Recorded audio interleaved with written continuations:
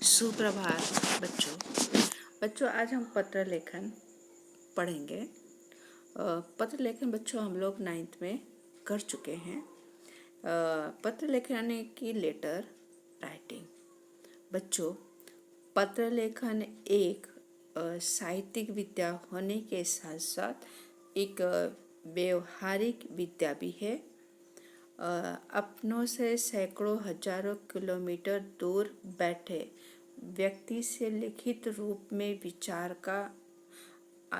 का क्या आदान प्रदान करना या संदेश भेजना, कुशल मंगल पूछना अथवा प्रार्थना या शिकायत करना ही पत्र लेखन है। लेकिन बच्चों, आज के नए आधुनिक युग में पत्र लेखन का स्थान किसने ले लिया है? नई टेक्नोलॉजी ने। बराबर। अभी पत्र लिखने की जो प्रथा है धीरे धीरे क्या होती जा रही है? कम होती जा रही है। लेकिन नौकरी वगैरह पेशे में क्या पत्र की आवश्यकता होती है, वहाँ पत्र लिखा जाता है। बराबर। तो पत्र लिखना भी क्या है? एक कला है। बराबर। तो बच्चों, यहाँ पर हम देखते हैं कि जो यहाँ पर दिया हुआ है पत्र जो है यहाँ पर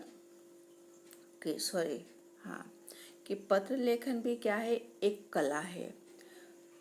इसके लिए निरंतर अभ्यास अपने परिवार वाले मित्रों,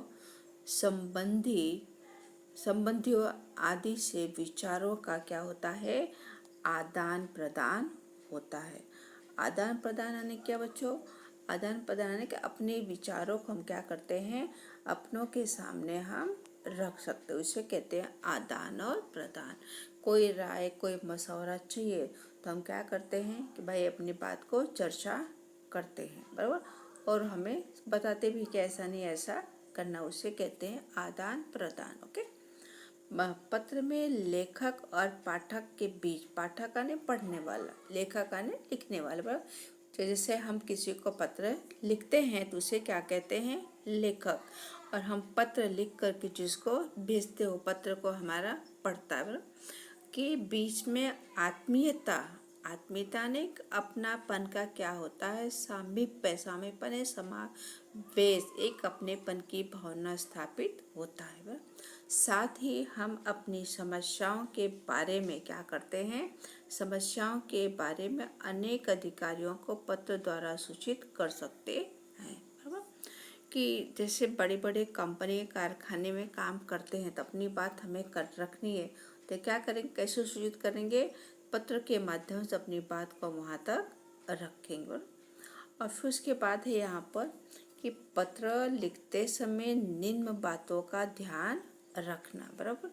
जब हम किसी को पत्र लिखते हैं तो क्या कुछ महत्वपूर्ण बातों का हमें ध्यान रखना चाहिए। बराबर। तो जैसे कहते हैं कि पत्र लिखना भी क्या है? एक कला है। एक अच्छे पत्र पर कि किस तरह लिखा जाता है। तो यहाँ पर है कि पत्र की भाषा कैसी हो? सरल तथा प्रभावशाली होनी चाहिए। कि जब हम पत्र लिखते हैं तो पत्र की भाषा कैसी होनी चाहिए? साफ सुथरी, स्पष्ट होनी चाहिए कि सारी बात जो लिखें क्लियर बात होनी चाहिए। प्रभावशाली यानी अट्रैक्टिव, आकर्षित होना चाहिए। पत्र के माध्यम से उसके लिखने का उद्देश्य स्पष्ट होना चाहिए। विषय से भटकना नहीं चाहिए। बराबर। कि जो पत्र हम जिस पर जो टॉपिक है, जो विषय है, विषय ना टॉपिक, जिस पर हम पत्र लिखने जा रहे हैं, बराबर, उस पत्र को क्या है? उसको ध्यान में रख करके ही हमें पत्र लिखना चाहिए। उस उद्देश्य को हमें पकड़ करके रखना चाहिए। पत्र में अपने विचारों, भाव और सूचनाओं आदि को कम से कम शब्दों में लिखना चाहिए। क्या? विचारों और भाव, अपने फीलिंग को कम लिखो, लेकिन जो बात है उस मेन बात को, जो टॉपिक है, जो विषय है, जो पत्र लिखने का है, उस पर खास ध्यान देना चाहिए। बराबर। पत्र स्वयं में प्रभावशाली होना चाहिए। कैसा होना चाहिए? प्रभावशाली। अन्य पत्र ऐसा होना चाहिए, आकर्षित होना तो ऐसे पत्र होने चाहिए। ऐसी शैली का प्रयोग करना चाहिए जिसमें रोचकता और उत्सुकता का भाव हो। अनेक पत्र ऐसा लिखे, पत्र लिखते समय ऐसे शब्दों का इस्तेमाल करें कि पत्र पढ़कर उसमें क्या आनंद और खुशी प्राप्त हो। ऐसा पत्र कैसा सरल और स्पष्ट होना चाहिए। बराबर। अब बच्चों पत्र के प्रकार बराबर क्या हैं? पत्र के प्रकार हैं। यहाँ पर दिए हुए पत्र कौन कौन से प्रकार के होते हैं। तो पत्र दो प्रकार के होते हैं बच्चों। आप लोग गुजराती में भी पढ़े होंगे और इंग्लिश में भी बराबर, और हिंदी में भी पढ़ रहे हैं। तो औपचारिक पत्र और अनौपचारिक पत्र कितने प्रकार के होते हैं? दो तरह के पत्र होते हैं, दो प्रकार के, औपचारिक पत्र और अनौपचारिक पत्र। बराबर। औपचारिक पत्र, यह पत्र उन व्यक्तियों को लिखा जाता है जिनके साथ व्यक्तिगत संबंध नहीं होते। औपचारिक पत्र किसे कहते हैं? औपचारिक पत्र उसे कहते हैं जिनका व्यक्तिगत संबंध नहीं होता, अनेक जिसका ब्लड रिलेशन नहीं होता है, उसे औपचारिक पत्र कहते हैं। जैसे यहाँ पर दिया हुआ है कार्यालय पत्र, यानी जहाँ काम कर रहे हैं या जहाँ पढ़ाई कर रहे हैं, जहाँ नौकरी कर रहे हैं। प्रार्थना पत्र, व्यवसायिक पत्र। बराबर।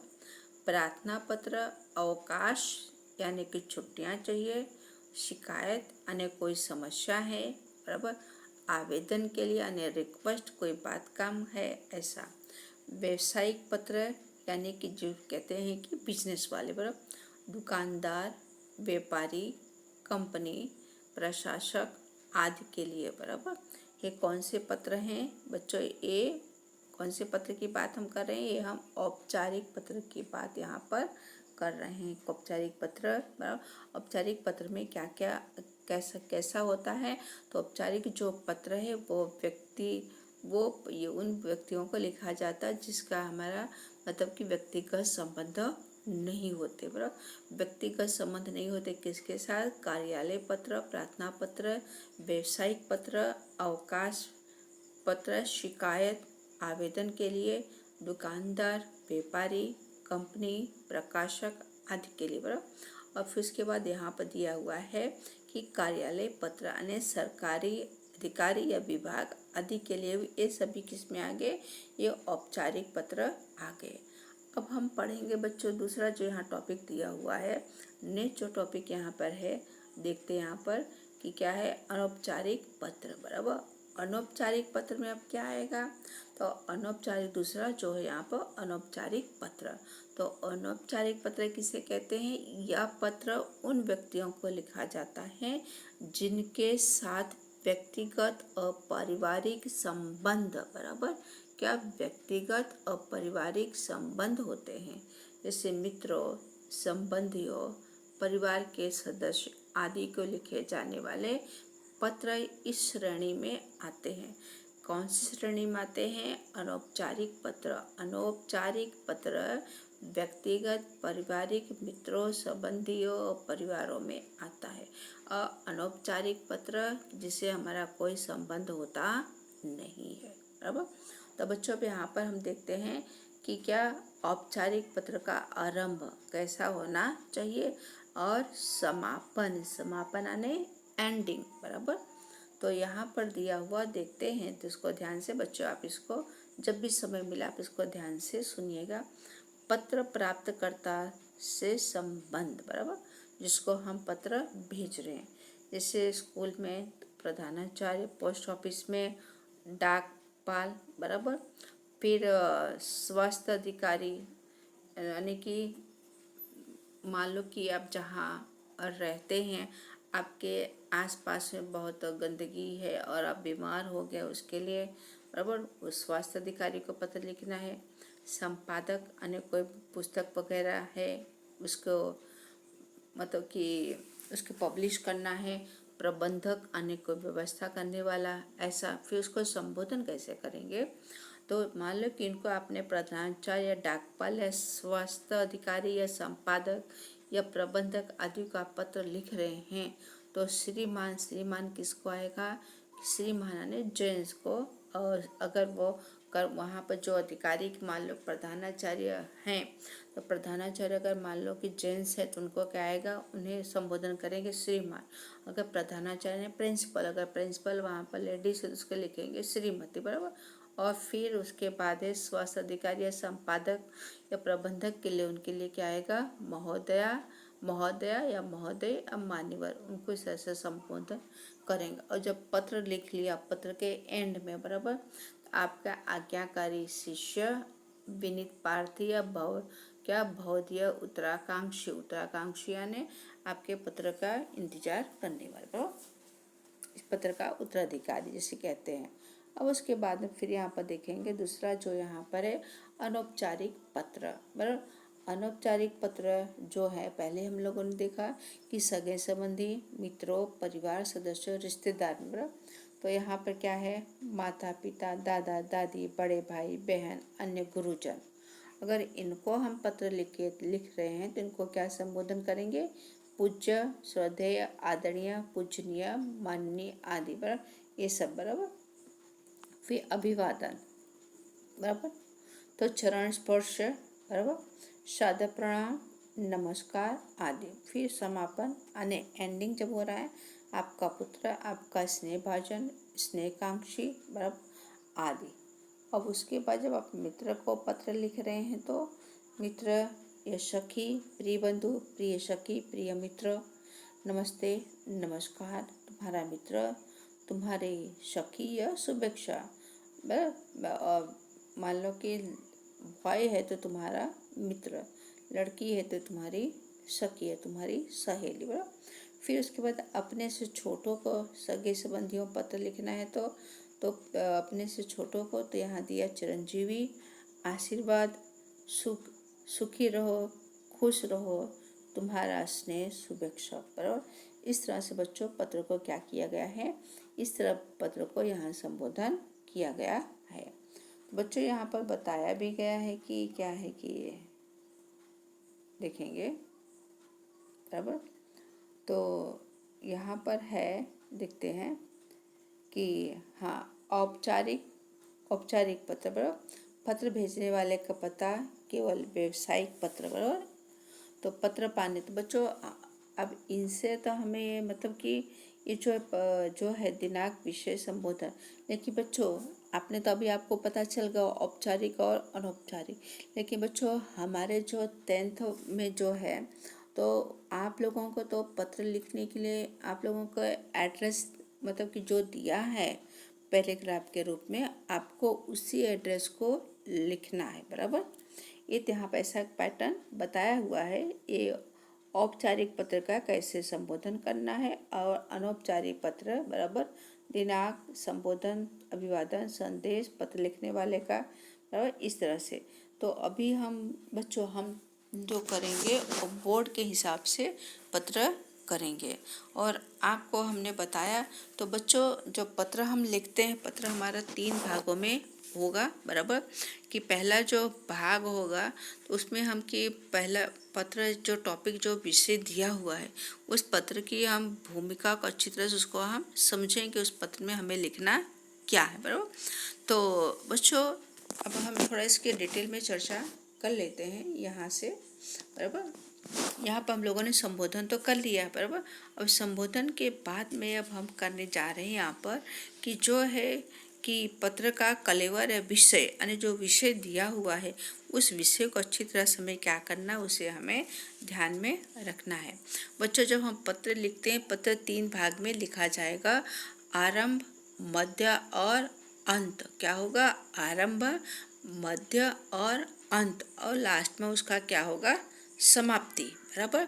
तो आरंभ में क्या लिखेंगे, व्यक्तिगत पत्रों के आरंभ में मतलब कुशल समाचार लिखे जाएंगे, बराबर। जब व्यक्तिगत हम पत्र लिखते हैं तो क्या लिखा जाएगा, कुशल समाचार पत्र, जिसे कहते हैं अनौपचारिक पत्र, बराबर, कुशल समाचार लिखे जाएंगे। और पत्र में ऐसी प्रस्तावना करनी चाहिए कि पहले पैराग्राफ में ऐसा लिखना चाहिए जिससे मूल विषय की क्या चर्चा हो जाए, बराबर। अगर हम औपचारिक पत्र है जैसे व्यावसायिक पत्र है तो उसमें हम क्या करेंगे, सीधे हम विषय की शुरुआत कर देंगे और उसके अंदर कुशल समाचार नहीं पूछेंगे। बराबर, किसमें नहीं पूछेंगे, अनौपचारिक पत्र में हम कुशल समाचार नहीं, औपचारिक पत्र में क्या, औपचारिक पत्र में हम कुशल समाचार पूछते हैं, अनौपचारिक पत्र में कुशल समाचार हम पूछते नहीं है। बराबर, इस तरह से लिखना है। और फिर मध्य, मध्य जो है यह पत्र का मुख्य भाग है। जो मध्य भाग होता है, जो विषय दिया होता है, उस विषय को क्या करना है, विस्तार से उसको लंबा लिखना है। पहला भाग और अंतिम भाग क्या होता है, शॉर्ट में होगा, और मिडल का जो भाग होगा, मध्य भाग को क्या होगा, वो विस्तार से होगा। इसमें पत्र का जो विषय है स्पष्ट रूप से वो लिखा जाएगा और विषय को क्या अच्छी तरह से समझ करके उसे क्या करना है, चर्चा करते हुए उसका विस्तार करना है। बराबर, और फिर अंत में जिसे हम पत्र, अंतिम जो भाग है, लास्ट जो भाग है कि जिसे हम पत्र लिख रहे हैं उसके परिवार या संबंधी के कुशल समाचार पूछना है, ऐसे अभिलाषा में व्यक्त करनी है, उस परिवार के लिए लिखना है। जैसे अंतिम जो भाग है कि मान लो का आपने अपने मित्र को पत्र लिख रहे हैं तो मित्र के जो मित्र जो आपका है उसके घर में उसके माता पिता होंगे, उसके भाई बहन होंगे, तो अंतिम में क्या लिखेंगे कि आपका मतलब कि चाचा चाची या अंकल आंटी को या काका काकी या मामा मामी को मेरा प्रणाम और छोटे भाई बहन को प्यार। इस तरह से क्या होगा, अंत होगा। और बराबर फिर पत्र की समाप्ति, बराबर अंत में कैसा होगा, शिष्टाचार के रूप में छोटे बड़े के लिए क्या किया जाएगा, वो संबंध के अनुसार उसका, जैसे कि आपका आज्ञाकारी, मान लो अपने मित्र को लिख रहे हैं तो आपका आज्ञाकारी, आपका मित्र, प्रिय मित्र, बराबर, और आपका मतलब कि मान लो अपने पिता को लिख रहे हैं तो आपका आज्ञाकारी बेटा, अपना नाम इस तरह से संबोधन करेंगे। बराबर, तो बच्चों आप लोगों को बोर्ड की परीक्षा में क्या, आपको पता एड्रेस सब कुछ दिया हुआ होगा, उसी पते को आपको अपनी नोट में लिखना है और मैं आपको पत्र लिख करके भेजूंगी, उसको आपको अपनी कॉपी में लिखना। ओके, थैंक यू, धन्यवाद।